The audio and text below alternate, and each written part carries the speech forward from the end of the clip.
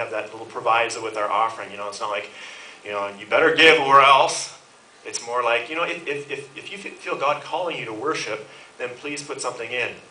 And as the pastor whose salary and household depend on that, I'm sometimes a little nervous. I'm thinking, are we going to eat this week? But it always has worked out. For 6 years, it's worked out. Almost 7 years. And I think that being in a movie theater gives you, especially those of you who are newer Christians, the time to be able to grow in your giving to the point where maybe one day we could be able to afford a building of our own. So second reason is stewardship. Number 3, we don't need a building yet. You guys want a building? Let's grow this place, all right? I've said from day one that we're not going to get a building until we outgrow every facility that we can reasonably rent in the city of Cambridge. And I'm looking around and I see almost half a theater that's free. All right, so we don't need a building right now. Might be nice, but I don't know about your family, but in my family, my wife and I distinguish between wants and needs. We base our budget primarily on meeting needs first, and then the wants are secondary. We don't need a building. I have a buddy who's a pastor of a church that meets in a movie theater in the Masonville, or just outside the Masonville Mall in London.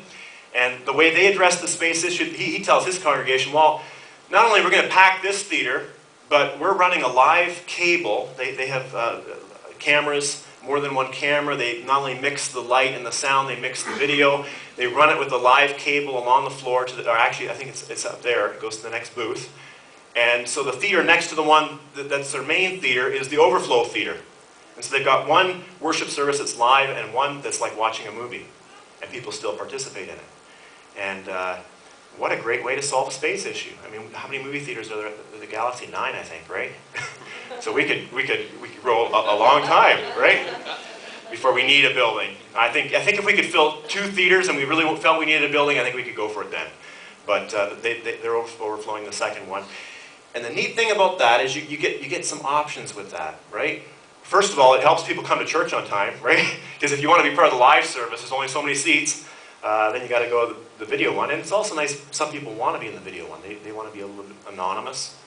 Another friend of mine who's got a church in Guelph, it's not meeting in a movie theater, but they have a multi-service kind of system that they have, I think, 3 different church services. The sermon is the same. The message gets piped into the 3 different rooms, but each room has its own distinctive worship style. So they've got like a blended service with traditional hymns and contemporary choruses, and then they've got a contemporary service, and then they've got like this cafe-style worship. Everything's unplugged, acoustic.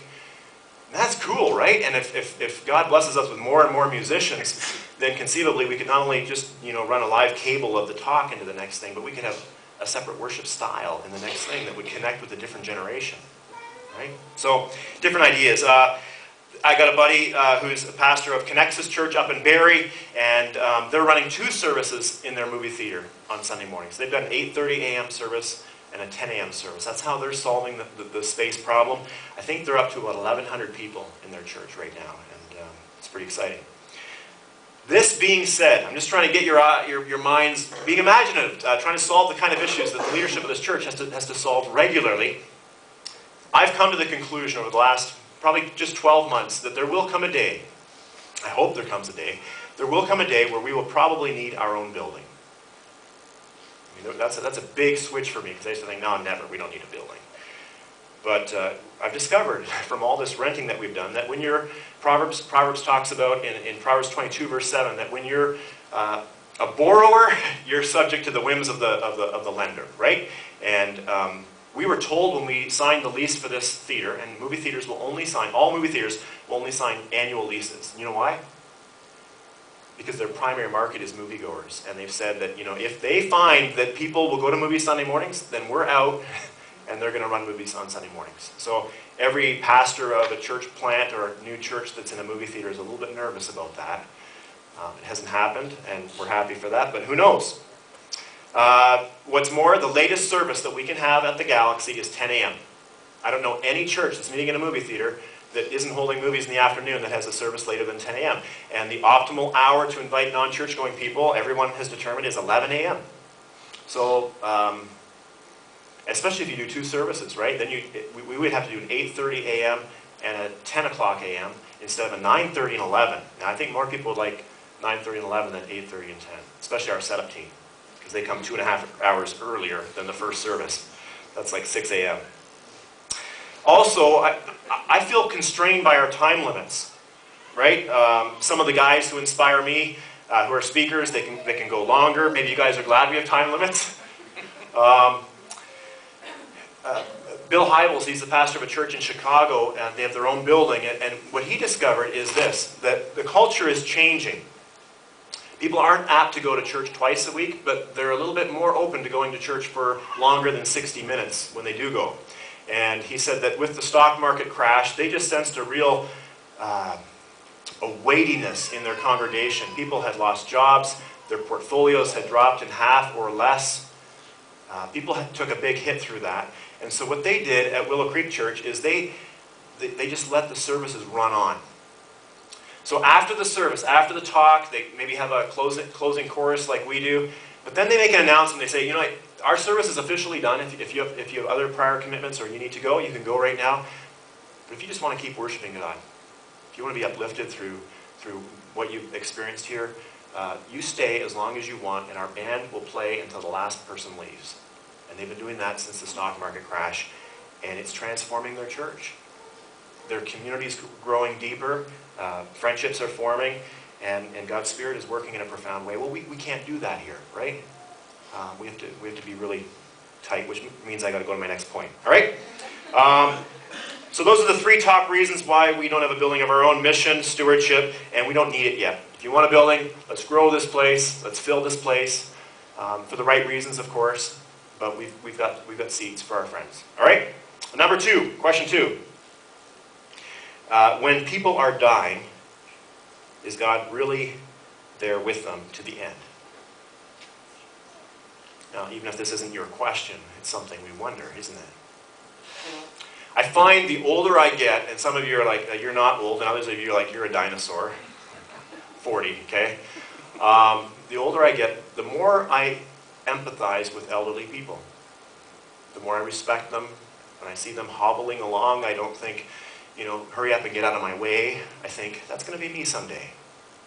And when I see an elderly person walking in the early morning, I say, way to go, that's awesome. Keep it up. I hope you can do it for years to come. But this is a personal question. And on the one hand, the question that is really simple to answer. The answer is yes. Is God really there with people who are dying? The answer is yes. The fact is, there is no place that we can go to escape the presence of God. That's one of the main lessons of Jonah, which is a book in the Old Testament. You can't run from God. You want to go east? God's in the east. You want to go west? God's in the west. You want to go down? God's down. You want to go up? God's up. You can't get away from God. So the theological term for that is omnipresent. Omnipresent. Everywhere present. God is everywhere present. It's one of his attributes. So in that sense, yeah, God's with you. But on the other hand, and where this question is coming from, I believe, has to do with one's experience of God's presence. One's assurance that God is with them personally when they're in their dying moments, or when their loved one is in their final moments of life.